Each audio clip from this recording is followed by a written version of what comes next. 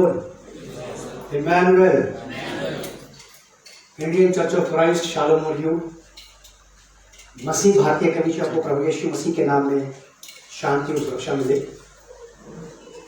आप सब लोगों का प्रभु यीशु मसीह के नाम में क्राइस्ट मुक्ति द्वार फेलोशिप की ओर से स्वागत है, ऑनलाइन और ऑफलाइन दोनों सर्विसेज में। परमेश्वर का धन्यवाद इस बात के लिए करते हैं कि आज जबकि परमेश्वर के पुत्र प्रभु यीशु मसीह के जी उठने का दिन है, पुनरुत्थान का दिन, आज हम लोग परमेश्वर के वचन से सीखेंगे बैप्टिज्म के विषय में। और मैं आपको ये बता देना चाहता हूं, बैप्टिज्म के बारे में बहुत सारे लोगों के अलग अलग विचारधाराएं हैं, लेकिन याद रखें कि प्रभु एक ही है। बहुत सारे लोगों के बैप्टिज्म के तरीके फर्क हो सकते हैं, लेकिन प्रभु एक ही है। याद रखें हम इस बात। लोग विचारधाराएं अलग अलग तरीके से ला सकते हैं, लेकिन प्रभु एक ही है। हम इस बात को हमेशा याद रखें। मेरा अपना पर्सनल विचार यह है प्रभु यीशु मसीह के विषय में कि जो बातें प्रभु यीशु मसीह ने कही हैं, वो बातों में आसानी से चूक नहीं होनी चाहिए। इतनी आसानी से नहीं होनी चाहिए जितनी आसानी से हो जाती है। हम लोग बैप्टिज्म के ऊपर बात करेंगे। यहाँ जो लोग बैठे वो भी सुन रहे हैं, जो लोग ऑनलाइन मुझे देख रहे हैं वो भी सुन रहे हैं इस बात को कि बैप्टिज्म एक विश्वासी के जीवन में, या ये कहिए कि बपतिस्मा परमेश्वर के राज्य, उसके घर, उसके परिवार में शामिल होने का एक तरीका है, सिद्धांत है, और जिसे कभी ना तो बदला जा सकता है और ना ही कभी जिसे इग्नोर किया जा सकता है। दोनों ही बातें नहीं होंगी इसके बारे में। ना तो इसे बदला जा सकता है और ना इसे अनदेखा किया जा सकता है कि छोड़ दो, कोई बात नहीं हो रहा तो कोई बात नहीं। अगर ये बात प्रभु यीशु मसीह ने शुरू की है, ये बात परमेश्वर ने शुरू की है, तो फिर इस बात का उतना ही आदर है जितना आदर परमेश्वर का है। परमेश्वर की बात का आदर और परमेश्वर का आदर समान बातें हैं। अगर परमेश्वर का आदर करते हैं तो हमें उसकी बात का भी आदर करना चाहिए। अगर हम परमेश्वर का आदर नहीं करते तो फिर हम उसकी बात का भी आदर नहीं करेंगे। बपतिस्मे के बारे में आपको बताना चाहता हूं, इसकी शुरुआत मैं ऐसे करना चाहता हूं। हमारा आज का थीम है बैप्टिज्म, बपतिस्मा part 1। Baptism the gods purpose for Mankind. बपतिस्मा मनुष्य जाति के लिए परमेश्वर की योजना या उसका उद्देश्य। बैप्टिज्म परमेश्वर ने जल्दबाजी में शुरू नहीं किया। परमेश्वर ने बैप्टिज्म आनंद फानंद में शुरू नहीं करता है, बस कुछ मिल नहीं रहा था तो ये शुरू कर दिया मैंने। परमेश्वर ने बपतिस्मा इसलिए नहीं ठहराया, प्रभु यीशु मसीह ने बैप्टिज्म इसलिए नहीं लिया, जॉन द बैप्टिस्ट ने बैप्टिज्म इसलिए नहीं दिया, या दूसरे लोग बैप्टिज्म इसलिए नहीं देते या नहीं देते हैं कि उनके पास कुछ और करने को था नहीं, तो चलो यही कर लेते हैं। ऐसा बिल्कुल भी नहीं है। ये स्वर्गीय सिद्धांत है, स्वर्गीय सिद्धांत है। इसका आदर, इसका सम्मान और एक्सेप्टेंस, इसका स्वीकार होना ही चाहिए। अगर हम में से जितने लोग यहाँ पे बैठे हैं कि व्यक्ति अपने जीवन में परमेश्वर को आदर सम्मान देता है, तो मैं इस बात को अच्छे से जानता हूं कि वो व्यक्ति परमेश्वर की बातें को अपने जीवन में उतना ही सम्मान देता हो। हमारा थीम है baptism part 1, baptism the gods purpose for Mankind. बपतिस्मा मनुष्य जाति के लिए, समस्त मनुष्य जाति के लिए परमेश्वर का उद्देश्य है। उद्देश्य किसी खास चीज के लिए बनाया जाता है। उद्देश्य बनाया जाता है, आदमी अपने जीवन में उद्देश्य बनाता है, इसको कहां पहुंचना है, क्या करना है इसको। उद्देश्य क्यों बनाया जाता है, क्या वजह है उद्देश्य बनाने की। परमेश्वर ने बैप्टिज्म का उद्देश्य इसलिए बनाया क्योंकि वो नहीं चाहता था कि कोई भी नाश हो जाए। और बैप्टिज्म बड़ी आसानी से हमारे हाथ नहीं आया। प्रभु यीशु मसीह की मृत्यु के द्वारा, प्रभु यीशु मसीह के लहू बहाए जाने के द्वारा।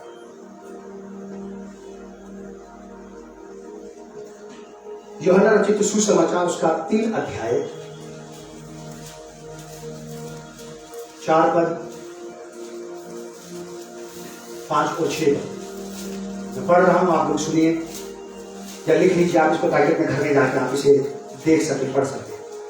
यीशु और निकोदेमस वार्तालाप है एक, परमेश्वर के राज्य में प्रवेश करने के लिए, परमेश्वर के राज्य को पालने के लिए, परमेश्वर के राज्य का वारिस हो जाने के लिए, उसके घर का सदस्य बन जाने के लिए एक वार्तालाप है, डिस्कशन है, या कहना चाहिए कि कन्वर्सेशन है between the Lord Jesus Christ and Nicodemus. Nicodemus नाम का एक बुजुर्ग व्यक्ति जो प्रभु यीशु मसीह से बात करता है, प्रभु यीशु मसीह उसको उत्तर देते हैं। 3 पद में लिखा है, यीशु ने उसको उत्तर दिया, मैं तुझसे सच सच कहता हूं। प्रभु यीशु मसीह की बात पर कोई शक संदेह या कोई सवाल जवाब नहीं हो सकता, कोई कंट्रोवर्सी नहीं इसकी बात के ऊपर। जैसा उसने कहा वैसे ही उसकी बात को रिसीव करना है। और यीशु मसीह जैसा व्यक्ति कहता है कि मैं तुझसे सच सच कहता हूं, यदि कोई नए सिरे से ना जन्मे तो परमेश्वर के राज्य को देख नहीं सकता। बहुत सारे लोग दुनिया में जो परमेश्वर के राज्य को देखना चाहते हैं, उनके लिए फर्स्ट स्टेप है नए सिरे से जन्म लेना। इसका अर्थ यह है कि जो जन्म आप और मैं पहले ले चुके हैं फिजिकली मां बाप के द्वारा से, उस जन्म के द्वारा से, उस जन्म के बिहार पर, उस जन्म की ताकत से, उस जन्म के सारे प्रयासों के द्वारा तो हम परमेश्वर के राज्य में प्रवेश नहीं कर सकते, उसको देख नहीं सकते। अगर ऐसा पॉसिबल होता, यदि ऐसा संभव होता, तो स्वयं प्रभु यीशु मसीह को यह बात कहने की जरूरत नहीं पड़ती कि मैं तुझसे सच सच कहता हूं, यदि कोई नए सिरे से ना जन्मे तो परमेश्वर का राज्य देख नहीं सकता। परमेश्वर का राज्य देखने के लिए लोगों को, किसी भी व्यक्ति को, किसी भी स्त्री पुरुष को जो परमेश्वर के राज्य को देखना चाहता है, उसको नए सिरे से जन्म लेना अति आवश्यक है। अब परमेश्वर के राज्य को यदि कोई व्यक्ति अपने जीवन में देखना चाहता है, अपने घर में देखना चाहता है, अपने कामों में देखना चाहता है, अपने बिजनेस में देखना चाहता है, अपनी फैमिली में देखना चाहता है, फैमिली रिलेशन में देखना चाहता है, गॉड्स किंगडम को, परमेश्वर के राज्य को अगर देखना चाहता है, तो उसे रिबोर्न, बोर्न अगेन होने की जरूरत है। दोबारा जन्म लेने की आवश्यकता है। बिना दूसरा जन्म लिए वो अपने पहले जन्म में परमेश्वर के राज्य को देख नहीं सकता। अगर देख पाता तो यीशु मसीह वाली बात कहने की जरूरत नहीं पड़ती। 5वीं आयत, यीशु ने उत्तर दिया कि मैं तुझसे सच सच कहता हूं, जब तक कोई मनुष्य जल और आत्मा से ना जन्मे, थोड़ा और खुलासा हो गया, थोड़ा और क्लेरिफिकेशन हो गया, जल और आत्मा से ना जन्मे, जल और आत्मा से ना जन्मे तो वह परमेश्वर के राज्य में प्रवेश। अब परमेश्वर के राज्य को देखने वाली बात नहीं रह गई। अब बात परमेश्वर के राज्य को देखने भर की नहीं है, अब परमेश्वर के राज्य में प्रवेश पाने वाली बात है, एंटर कर जाना उसके अंदर। पहली बात, परमेश्वर के राज्य को देखने के लिए नए जन्म की आवश्यकता है, और दूसरी बात, परमेश्वर के राज्य में प्रवेश करने के लिए जल और आत्मा से जन्म लेने की जरूरत है। जल और आत्मा, पानी का बपतिस्मा और परमेश्वर के आत्मा की सहायता के द्वारा से वो प्रेरणा। 2 बातें हैं। जिन लोग का बैप्टिज्म है, जो लोग बैप्टिज्म लेना चाहते हैं फ्यूचर में कभी भी, मैं आपको बताना चाहता हूं बैप्टिज्म की वैल्यू, उसकी आवश्यकता, उसकी नीड बताना चाहता हूं, कितना जरूरी है उस स्त्री पुरुष के लिए जो परमेश्वर के राज्य को देखना चाहता है, परमेश्वर के राज्य में प्रवेश करना चाहता है। मान लो अगर आप में से किसी को यहां पे परमेश्वर आकर के ये वाली बात है कि ठीक है मैं तुम्हें अपना राज्य दिखा देता हूं, लेकिन तुम उसमें प्रवेश मत करना, आप क्या कहोगे? अगर परमेश्वर ये चुनाव आपके सामने रख दे कि देखेगा तो प्रवेश नहीं करेगा, प्रवेश करना चाहता तो देखने की जरूरत नहीं है, फिर क्या करेंगे आप? क्या डिसाइड करेंगे? मैं उसे देखना नहीं चाहता हूं, मैं उसे प्रवेश करना चाहता हूं। समझा मेरी बात? और ऐसे फैसले कोई भी व्यक्ति तब लेगा जब उसको परमेश्वर के राज्य की वैल्यू अपनी जिंदगी में समझ आ जाए। कोई भी व्यक्ति इस निर्णय को तब तक नहीं ले सकता है जब तक उसकी जिंदगी में उसको परमेश्वर की बात समझ में ना आ जाए, उसको पता न लग जाए कि बैप्टिज्म का इसका उद्देश्य क्या है, क्यों जरूरी है ये मेरे लिए बपतिस्मा।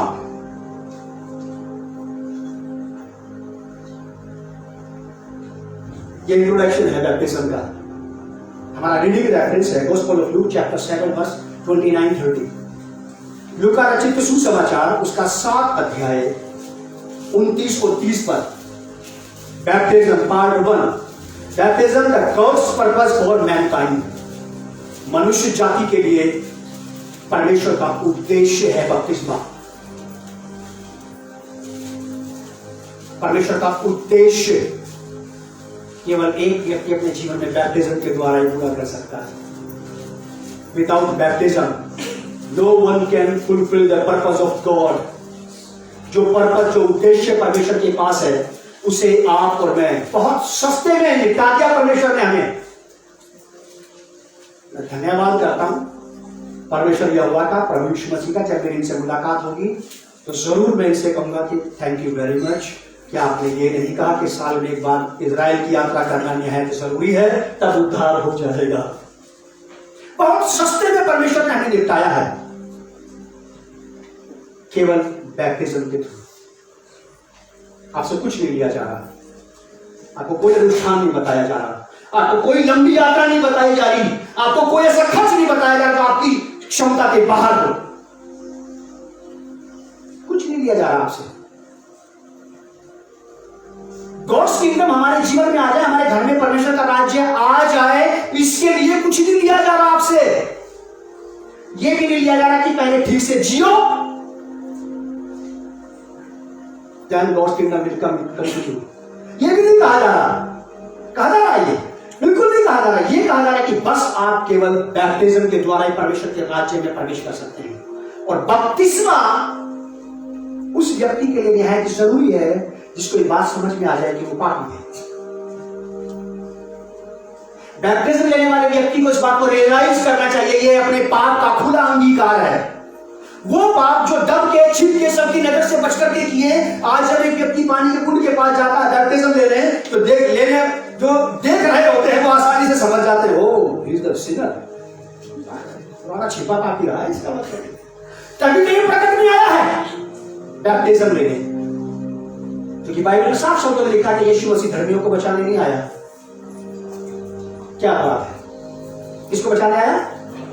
पापियों। और जो बैप्टिज्म लेता है वो कौन? धर्मी है। नहीं, ये पापी है तो आज धर्मी बनाया जाएगा। जो आज धर्मी बनाया जाएगा। मैं कोशिश करूंगा जल्दी से इस बात को खत्म करने की। लूका रचित सुसमाचार 7 अध्याय 29 और 30 पर पार्ट 1 है ये बैप्टिज्म का। और सब साधारण लोगों ने सुनकर और चुंगी लेने वालों ने भी यूहन्ना का बपतिस्मा लेकर परमेश्वर को सच्चा मान लिया। जो बैप्टिज्म लेता है वो व्यक्ति डिक्लेयर करता है कि Lord is the true Lord, परमेश्वर सच्चा परमेश्वर है। जो बैप्टिज्म नहीं लेता है, बैप्टिज्म लेने में आनाकानी करता है, इससे दूर भागता है, अभी भी इसके दिमाग में बात नहीं आई कि परमेश्वर सच्चा परमेश्वर है।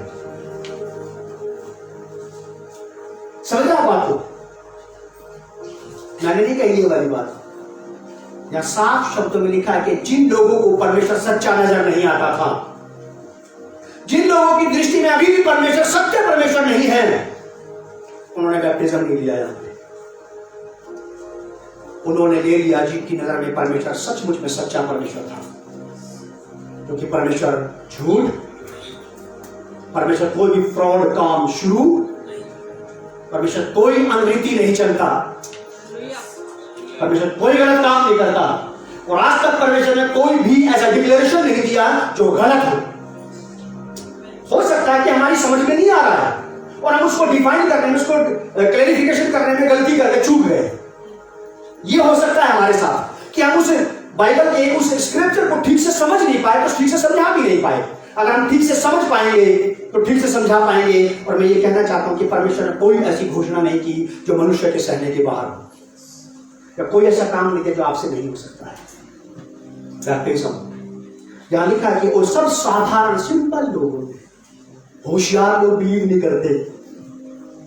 दे will test, they will check more and more. Check करते रहेंगे, रगड़ते रहेंगे, खींचते रहेंगे, परमेश्वर का तो नहीं करना इसका। होशियार लोग लंबे समय तक अटके रहते हैं, फंसे रहते हैं और चेकआउट करते रहते हैं गॉड को कि ही इज रियल गॉड और नॉट। जो भले काम करता है तब करता सचमुच परमेश्वर भला है। जब मेरी जिंदगी को बदलता, मेरे मनपसंद के काम मेरी जिंदगी में करता, मुझे बड़ा प्यार आता उसके ऊपर। बैप्टिज्म के ऊपर आपने कहानी सुनाता हूं छोटी सी। एक बार की बात ऐसी है कि शैतान ने अपने सारे दूत जमा कर लिए, सारे दुष्ट आत्माओं को जमा कर लिया और उसने उनसे कहा सबको जमा करके, तुम सारे के सारे निकम्मे हो, तुम सारे के सारे बेकार हो, किसी काम के नहीं हो। और देखो लोग कितने ज्यादा से ज्यादा लोग प्रभु के पास आ रहे हैं, विश्वास कर रहे हैं, यीशु मसीह को अपना उद्धार करके स्वीकार कर रहे हैं। कुछ ऐसा करो कि ये रोका जा सके। एक बिगेस्ट डीमन, बड़ी दुष्ट आत्मा, दानव प्रेत खड़ा हुआ उठ करके बोलता है शैतान को, लूसीफर को, सर आई हैव एन, मेरे पास एक तरीका है, मैं बताओ कि जितने भी चर्चेज हैं सारे चर्चों में आग लगवा दूंगा, चर्च ध्वस्त करवा दूंगा और ये चर्च में जमा नहीं होंगे। शैतान ने उसको डांटा फटकारा और बैठा दिया, बैठ जा खामोश, ये वो जैसी बात करता है, ये अपने घरों में मिल जाएंगे, हम अपने घरों में मिल जाएंगे, because God has given us big houses. परमेश्वर ने हमें बड़े बड़े घर दे रखे हैं, नीचे रखे क्या? परमेश्वर ने हमें घर दे रखे हैं, अपने घरों में बैठ करके हम आराधना कर सकते हैं। फिर एक और खड़ा हुआ कि मेरे पास एक तरीका है, या तो मैं सारी बाइबलें जलवा दूंगा, फड़वा दूंगा, ना तो होगी ना पड़ेगी। परमेश्वर ने बोला मैंने रट रखी है,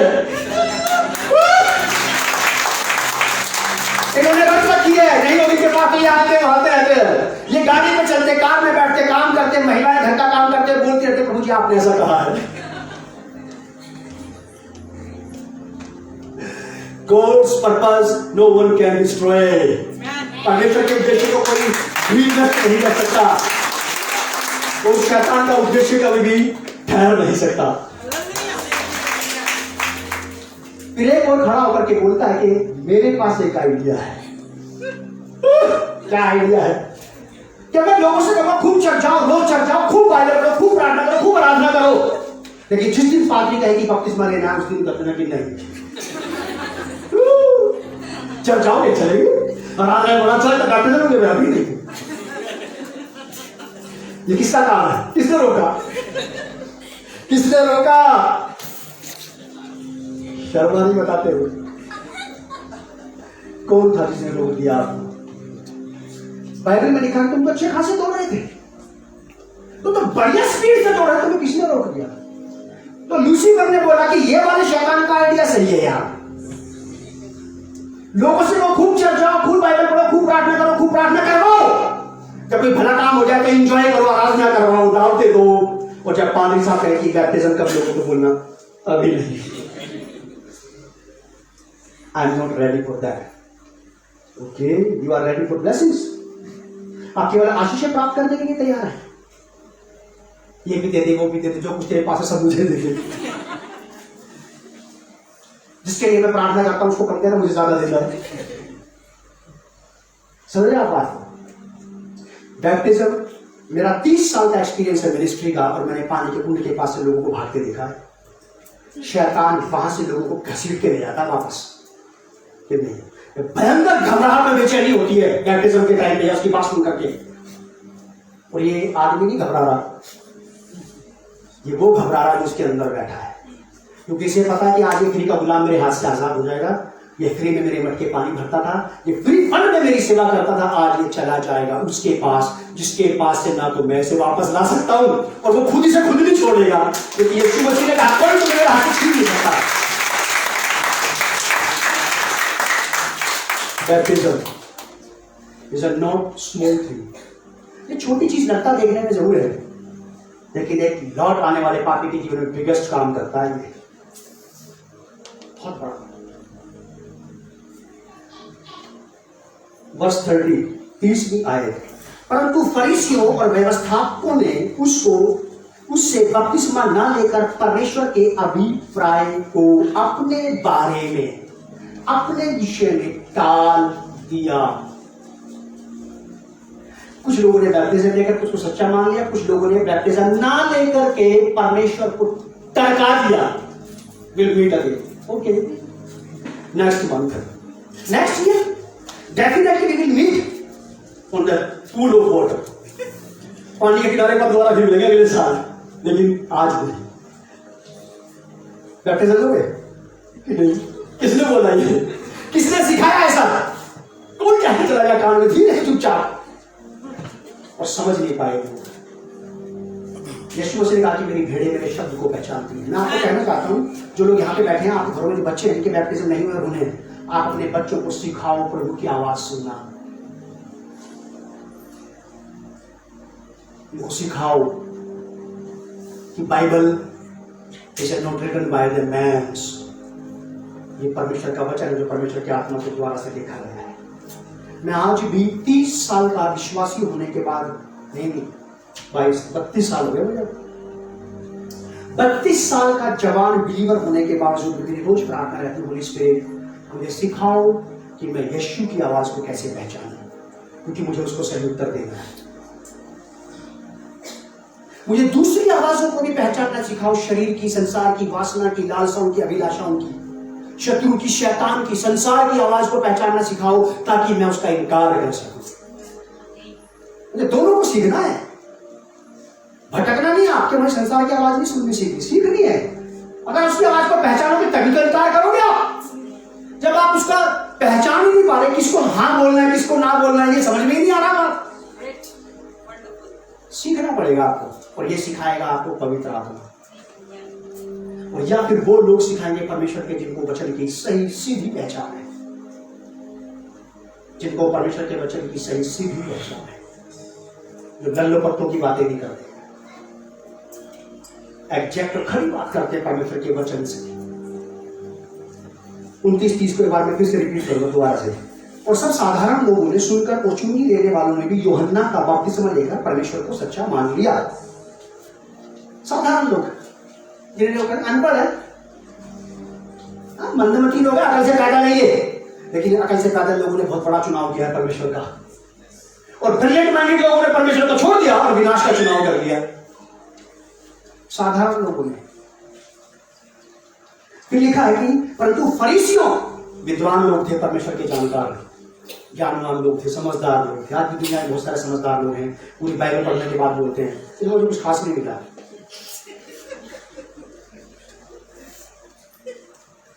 कुछ खास नहीं, हाँ तो जिंदगी बदल के रख दी इससे। फिर मैं समझ जाता हूँ कि वो इसका मतलब ये मुझसे ज्यादा बुद्धिमान है। और परमेश्वर ज्ञानवानों के लिए नहीं आया, साधारण लोगों के लिए आया, ताकि वो साधारण उसकी बात को आराम से सुने समझे और उद्धार पा जाए। वो उद्धार जो फ्री में मिला है।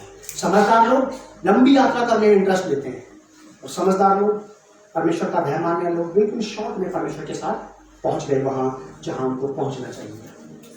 बपतिस्मे के द्वारा, बैप्टिज्म छोटी चीज नहीं है। इसका एक्सप्लेनेशन, इसका खुलासा लोग अलग अलग तरीके से करते हैं। मैं सुनता हूं, मैंने बहुत सारे लोगों को सुना है, यूट्यूब और फेसबुक पे ज्यादा तो नहीं देखता हूं, लेकिन कभी कभी कोई बातें आ जाती है सामने तो देखता हूं। और मैं देखता हूं कि कई सारे लोग बैप्टिज्म का गलत एक्सप्लेनेशन करते हैं, ये तक कह देते हैं कि इसकी जरूरत ही नहीं है। क्यों? फिर मुझे हवाला दिया जाता है उस चोर का जो क्रूस पर था, और मुझे परमेश्वर की आत्मा ने एक बात सिखाई थी कि प्रभु यीशु मसीह ने क्रूस पर उस चोर का उद्धार विदाउट बैप्टिज्म इसलिए करके दिखाया कि वो परमेश्वर था। Only God can do everything, man can not. मरकुस 10:27 में लिखा कि जो मनुष्यों से नहीं हो सकता वो परमेश्वर से हो सकता है, और परमेश्वर से विदाउट बैप्टिज्म भी किसी को स्वर्ग पहुंचा सकता है। लेकिन उसने आपको मुझे समय दिया है, अवसर दिया, जब तक आप और मैं जिंदा हैं, टाइम है, ले लेगा पैसा। अगर ऐसा नहीं होता तो ये बात कभी प्रूफ नहीं हो पाती कि यीशु मसीह परमेश्वर है। यीशु मसीह को ये दिखाने के लिए कि स्वर्ग और पृथ्वी का सारा अधिकार प्रभु यीशु मसीह के पास है, यीशु मसीह ही केवल ऐसा कर सकते थे। मरने के बाद यीशु मसीह जी उठे, जी उठने के बाद उन्होंने पतरस के सारे पाप क्षमा कर दिए। मरियम से बोला कि जाके मेरे भाइयों से कहना कि मैं जी उठाऊं, खास करके बोला कि पतरस को जरूर बता देना, आई एम स्टिल अलाइव। पतरस घबरा मत, अपना मक्खा दीवार से मत टकराइए, मत सोच कि यीशु मसीह मर गया, मामला खत्म, मेरे पाप की क्षमा तो मैंने पाई ही नहीं। समझ रहा? जी उठने के बाद भी ही कैन डू, वो कर सकता है फॉरगिवनेस ऑफ सिंस। जी उठने के बाद पतरस के पाप क्षमा हुए, पतरस को फिर से रिस्टोर किया गया। पतरस ने तो सोच लिया था कि मैंने यीशु मसीह का इनकार कर दिया, वो मर गया, मामला खत्म हुआ, कुछ नहीं हो सकता। बस यीशु मसीह ने good news, the gospel of Christ उसके पास भेजा, बोला कि ये सुसमाचार है पतरस के लिए। उससे जाके कहना कि यीशु जी उठा है, और जी उठने के बाद अगर पाप क्षमा कर सकता है तो वो यहाँ बैप्टिज्म कितना जरूरी नहीं है, फिर वो कर सकता है जीते जी मरने के बाद, लेकिन वो जी उठा है, इसलिए हमें इस बात का आदर करना चाहिए। परंतु फरीसी और व्यवस्थापकों ने उससे बपतिस्मा ना लेकर परमेश्वर के अभिप्राय को अपने बारे में टाल दिया। कितने लोग यहाँ पे ऐसे हैं, लोग मनुष्य यहाँ से इनको मनुष्य ने टाला है, किसी बात के लिए, किसी काम के लिए बहुत लोगों ने टाला है। तो टका दो यार, आज टाल दो इसे।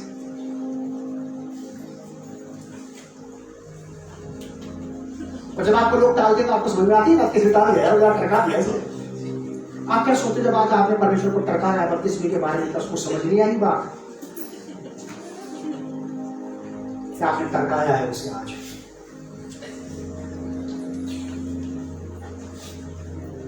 हमने परमेश्वर को नहीं टरकाया, हमने जीवन को टरका दिया आगे। आज भी अगर कुछ माँ बाप अपने बच्चों को ये बात समझाने में असफल है कि बैप्टिज्म क्या चीज है, अगर उनका बैप्टिज्म हो भी चुका है तो मैं कहना चाहता हूं कि उनको अभी बैप्टिज्म की समझ नहीं है।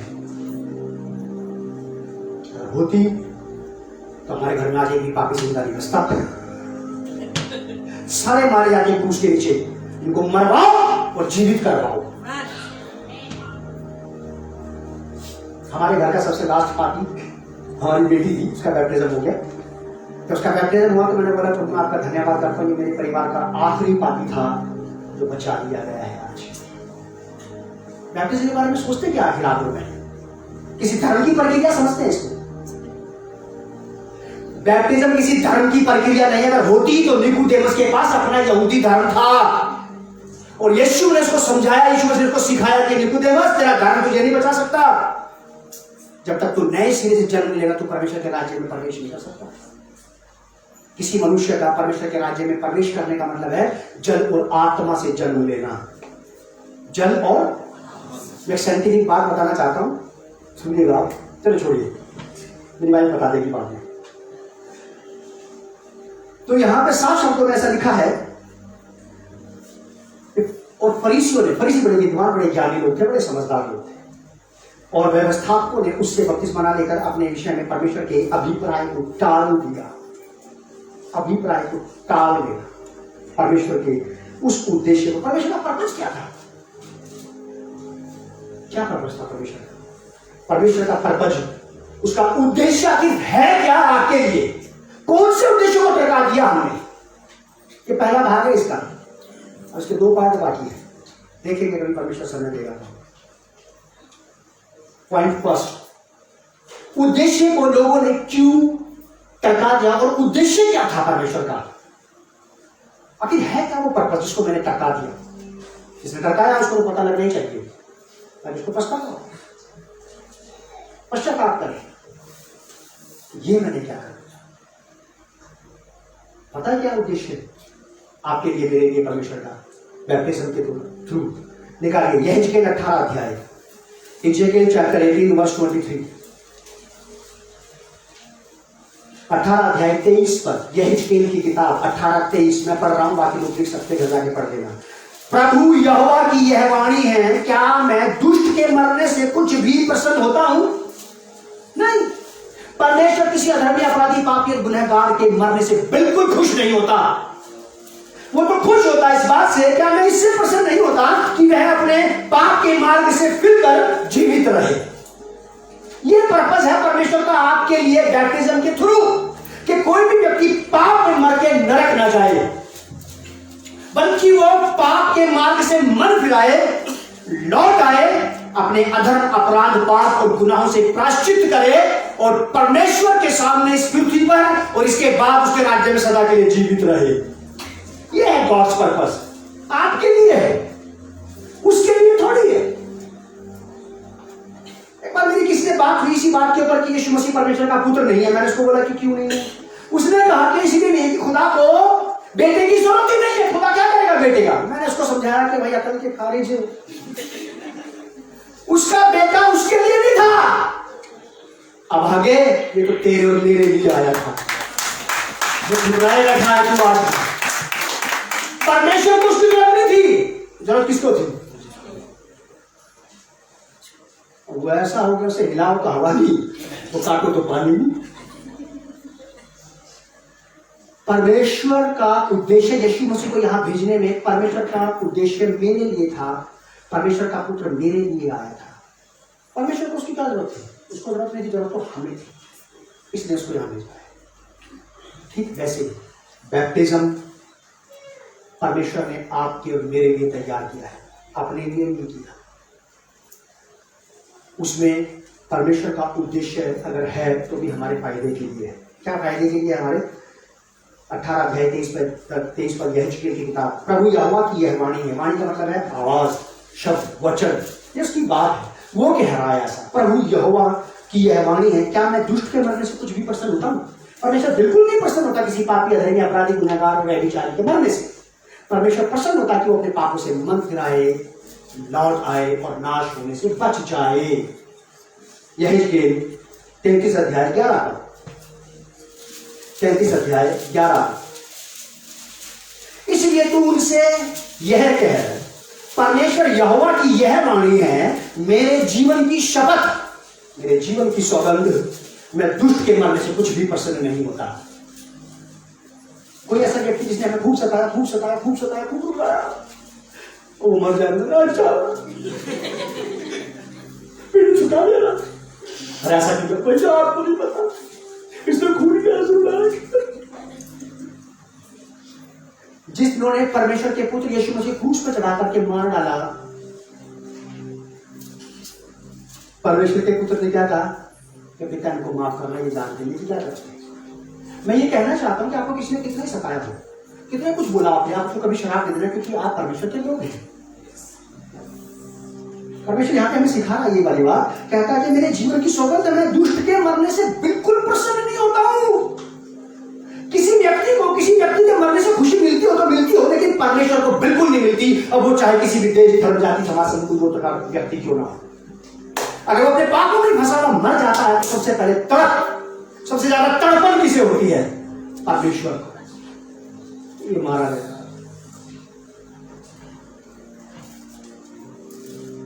परमेश्वर को तड़प होती है। परमेश्वर इस बात से दुखी होता है कि ये अपने पापों का अंगीकार किए बगैर, अपने पापों का प्रायश्चित किए बगैर क्यों मर गया? क्योंकि परमेश्वर के यहाँ किसी भी अधर्मी, अपराधी, पापी और गुनहगार की कोई बहालियत नहीं है। अगर वो यहाँ इस पृथ्वी पर उसको अपना उद्धार करता स्वीकार न करे और पृथ्वी छोड़ करके चला जाए, तो फिर उसको न्याय दंड का सामना करना पड़ेगा। और परमेश्वर के न्याय का सामना करना किसी के बस की बात नहीं।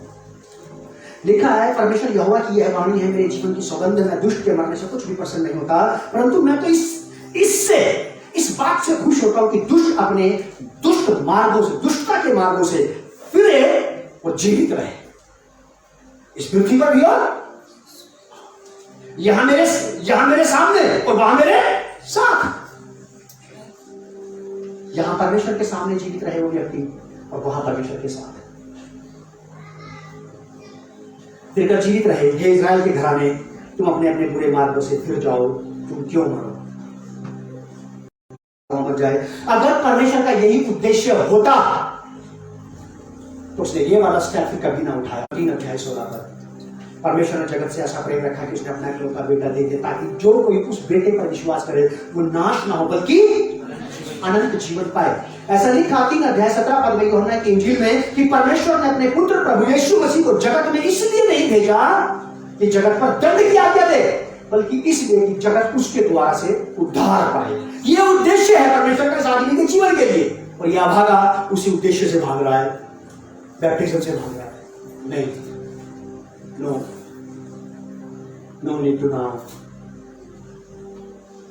Pastor ji will see it again, हम दोबारा देखेंगे इसे बात है अपने साथ। और आ गया तो यीशु मसीह आज ही रात को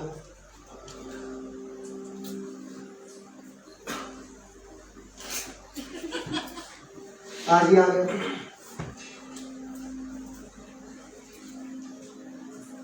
ये मत सोचना कि इतने सालों से तो आया ही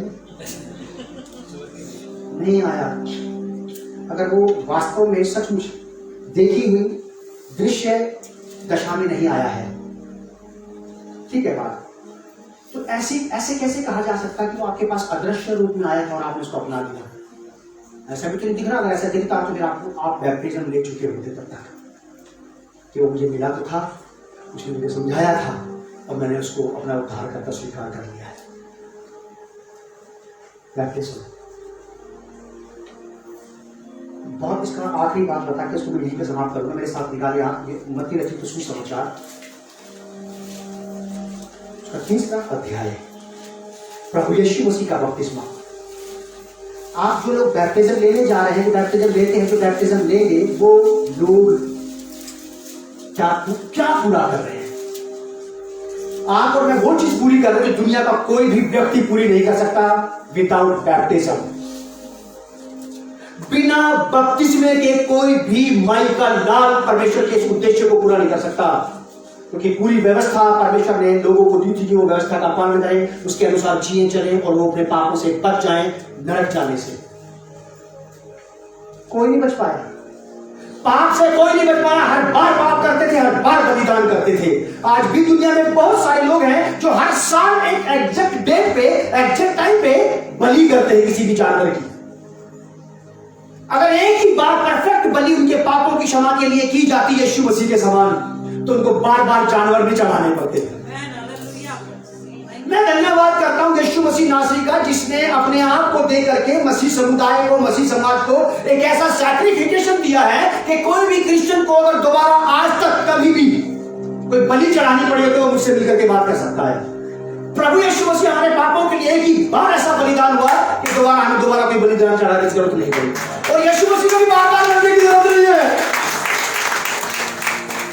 दुनिया के सैकड़ों लोग ऐसा करते रहते हैं, और किसी भी काम को बार बार रिपीटेड इसलिए किया जाता है तो पहली बार भी ठीक नहीं हुआ। अगर पहली बार ही ठीक हो जाता तो बार बार उसको ठीक करने की जरूरत नहीं पड़ती। रिपेंटिंग समझते हैं आप लोग? जो बच्चे अक्षर लिखते हैं, 6 लिखा, गलती से 3 लिखा है, उसको काट, उसको वहीं पे घुमा देते हैं 4 4 5 5 बार, इतना मोटा अक्षर बना देते हैं उसका 6 बना देते हैं, पता पड़ जाता है कि ऊपर कई बार पेन घुमाया गया है। इसे कहते हैं रिपेंटिंग। कई लोग रिपेंट करते हैं, रिपेंट नहीं करते, लिपापोती करते हैं अपने पाप के ऊपर, स्पष्ट उसका अंगीकार नहीं करते कि हाँ मैंने किया है और आप मुझे माफ कर। बहुत बेहतरीन बात मैं आपको बताने जा रहा हूं, मत्ती रचित सुसमाचार का 3 अध्याय 16 और 17। यहां पर प्रभु यीशु मसीह बैप्टिज्म ले रहे हैं यूहन्ना बपतिस्मा देने वाले से, और वो यरदन के किनारे गलील से बैप्टिज्म लेने आए थे, जिसका डिस्टेंस मीलों के हिसाब से था। यहां मजाक नहीं हो रहा। यीशु मसीह पिकनिक करने नहीं आए, क्या बहुत सारे लोग जाते नदी किनारे पिकनिक करने, बैप्टिज्म में पिकनिक भी हो जाएगा ना। पापों के बोझ के कारण से आदमी को सीरियस हो जाना चाहिए। 500 का नोट खो जाए ना किसी का, शाम तक मुंह देखने लायक रहता है, तो फिर कहती क्या चुप रहा तू ना बोले। देख लो, एक 500 का नोट आपकी मेरी हवाइयां गायब कर देता है, हमारे घर का आनंद चुरा के ले जाता है, हमारे घर में क्लेश ले आता है क्योंकि 500 का नोट खो गया है। जिसने बैप्टिज्म की बात होती है वो तो बड़ा सीरियसली बोलता है कि प्रभु मैं आपका धन्यवाद करता हूँ, आज के आपने पाप मिटाए, चाहे ये इंजॉय है। लेकिन वो वाला नहीं कि नदी किनारे बैठ करके पुलाव खा रहे, बिरयानी खा रहे, बैठ भी हो गया ये पंथ, ये नहीं करना। यहां लिखा प्रभु यीशु मसीह ने, यीशु 13 पद से मैं पढ़ रहा हूं, सुनिए। उस समय यीशु गलील से यरदन के किनारे यूहन्ना के पास उससे बपतिस्मा लेने आया। बिल्कुल मजाक नहीं चल रहा, सीरियसली सिंसियरली प्रभु यीशु मसीह जो कि पापी नहीं था, अधर्मी अपराधी नहीं था, बैप्टिज्म इसलिए दे रहा था कि यशायाह की भविष्यवाणी पूरी हो जाए और वह पापियों के साथ गिना गया। बैप्टिज्म कौन लेते हैं? पापी। अब यीशु मसीह बैप्टिज्म ले रहा तो क्या गिना जा रहा है? किसकी वजह से? मेरे कारण। माँ बाप भाई बहन आपके हाथों अपनी मर्यादा खराब होने नहीं देंगे साहब। कोई भी माँ बाप अपने बच्चों को ये इजाजत नहीं देते कि तुम्हारी जो खराब कर जाना करते तो माँ बाप बताएंगे खबरदार, बता तो जाते ऐसे करने से हमारी इज्जत खराब हो जाएगी। माँ बाप भी अपने बच्चों के प्यार में, लालन पालन में इतने नहीं पड़ते कि इज्जत खराब करवा देते। अगर तूने कुछ किया और मैंने सुन लिया किसी के फलाने के लड़के ने ऐसा किया, मैं तुझे छोड़ूंगा। इज्जत बचाने की बात कर रहे हैं हम लोग। और यहाँ पर देखिए साहब, साफ शब्दों में ऐसा लिखा कि उस समय यीशु गलील से यरदन के किनारे यूहन्ना के पास बपतिस्मा लेने आया, और जब वो बैप्टिज्म ले रहा था तो सारे लोग जानते थे कि ये पापी लेते हैं। सब लोग जानते थे वहां नदी के किनारे में कि पापी लेते हैं, और सबको पता था इसका मतलब ही इज ऑल्सो सिनर। उसने आपके मेरे लिए अपनी मर्यादा का भी नुकसान उठाया, उसको भी दाव पर लगा दिया। पापी गिना गया हमारे लिए, हमारे साथ गिना गया। बैप्टिज्म लेने वाले कोई लोग धार्मिक होते हैं, पवित्र होते हैं, अधर्मी अपराधी पापी गुनहगार होते हैं, और वो भी गिना गया है। बैप्टिज्म द बिगेस्ट थिंग, इसका आदर होना ही चाहिए, इसका इनकार लाइफ में कभी नहीं होना चाहिए। लिखा है, परंतु यूहन्ना ये कहकर उसको रोकने लगा कि मुझे तो तेरे हाथ से बैप्टिज्म लेने की आवश्यकता है और तू मेरे पास आया, कायदे से तो तुझे मुझे बैप्टिज्म लेना चाहिए। प्रभु जी, यीशु मसीह क्या कहते हैं? यीशु ने उसको यह उत्तर दिया, अब तो ऐसा ही होने दे क्योंकि परमेश्वर ने ऐसे ठहरा रखा है, ऐसा ही होने दे क्योंकि हमें इसी रीति से परमेश्वर की सब धार्मिकता को पूरा करना आवश्यक है। बैप्टिज्म का मतलब है परमेश्वर की सारी धार्मिकता को पूरा कर देना और परमेश्वर के राज्य में प्रवेश कर जाना। हम में से कोई है सब अपना घर जमीन जायदाद बेच करके परमेश्वर से कहते कि पकड़ो पैसा तो मेरे पाप माफ कर दो? दुनिया का कोई भी व्यक्ति जो कहते हैं 101 बार यरूशलेम की यात्रा करूंगा, मेरे पाप क्षमा कर देना, या हुआ कहेगा कि पैसा वेस्ट कर रहा है। प्रभु यीशु मसीह ने बेहतरीन बात कहकर खुलासा कर दिया इस बात का कि बैप्टिज्म का मतलब है परमेश्वर के राइचियस पर्पस को पूरा कर देना, उस धार्मिकता को पूरा कर देना जो परमेश्वर आपसे मुझसे चाहता है। हमें से कोई है सब धार्मिकता के काम करके उसको खुश कर दे? कोई नहीं कर सकता, और करने की कोशिश भी मत करना, क्योंकि तुम उसे खुश नहीं कर सकते, हम उसे खुश नहीं कर सकते। लेकिन एक तरीके से परमेश्वर की धार्मिकता को पूरा किया जा सकता है। कैसे? Through the baptism. यीशु मसीह क्या कहते हैं कि अब तो ऐसा ही होने दे, हमें परमेश्वर की सारी धार्मिकता को, धार्मिकता की वो डिमांड जो परमेश्वर हमसे करता है कि लोग धर्मी बने, धर्मी पाए जाएं, धार्मिकता के काम करें, और कर नहीं पाए। इस्राएलियों की पीढ़ियों पे पीढ़ियां मरती चली गई व्यवस्था के साथ, व्यवस्था को पूरा करते हुए, व्यवस्था का पालन करते हुए, व्यवस्था को जीते हुए, व्यवस्था पे मरते हुए, और एक भी व्यक्ति पाप से कभी छुटकारा नहीं पाया। परमेश्वर ने अपने पुत्र यीशु मसीह को भेजा एक उद्देश्य के साथ, और आज अगर कोई बैप्टिज्म लेता है तो उसके जीवन में ये उद्देश्य पूरा होता है। बहुत बढ़िया बात प्रभु यीशु ने कहा, और यीशु ने उसको यह उत्तर दिया, अब तो ऐसा ही होने दे क्योंकि हमें इसी रीति से सब धार्मिकता को पूरा करना उचित है। तब उसने उसकी बात मान ली और उसने बैप्टिज्म ले लिया। कितनी बड़ी बात है कि बैप्टिज्म लेने वाले लोग परमेश्वर के उद्देश्य को पूरा करते हैं अपने लिए। बैप्टिज्म लेने वाले लोग परमेश्वर की सारी राइचियसनेस को फुलफिल करते हैं, केवल एक ही डुबकी में, बस एक ही डुबकी में सारे पाप मिटा दिए जाते हैं, सारे अपराध खत्म कर दिया, सारी फाइलें बंद। क्योंकि जब कोई अपराधी मर जाता है तो इंडियन पैनल कोड के अनुसार उसकी फाइल बंद कर दी जाती है। वो आदमी मर गया और उसके बाद कोई केस नहीं चल सकता, खत्म हुई बात। ठीक वैसे जब एक व्यक्ति बैप्टिज्म लेता है तो वैसे बैप्टिज्म लेता है, यूं जाता है और यूं बाहर आ जाता है। पापी अधर्मी जीवन वहीं पर रहा, एक नया व्यक्ति तो बाहर आकर पाने में सभी करते हैं, और फाइल बंद हुई। इस पापी की फाइल बंद हुई, इस अपराधी अधर्मी और गुनहगार के सारे केसेस समाप्त हुए। ये है बैप्टिज्म।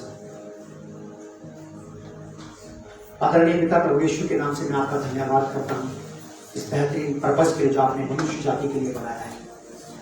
पवित्र आत्मा जी, आप हर एक व्यक्ति से, दुनिया के हर एक व्यक्ति के दिल, मन और विचार को तैयार करें कि वो प्रभु यीशु मसीह को अपना उद्धारकर्ता स्वीकार करें, पानी में बैप्टिज्म ले और अपने सारे अपराध और पाप और गुनाहों को मिटा डालें और परमेश्वर के संतान होने का अनुग्रह प्राप्त करें। प्रभु यीशु मसीह के नाम से इस बैप्टिज्म के द्वारा परमेश्वर आपके उद्धार का उद्देश्य हर एक व्यक्ति विशेष के अंदर पूरा होने का है। प्रभु यीशु मसीह के नाम से इस प्रार्थना को मांगते हैं, आमीन। God bless you and shalom.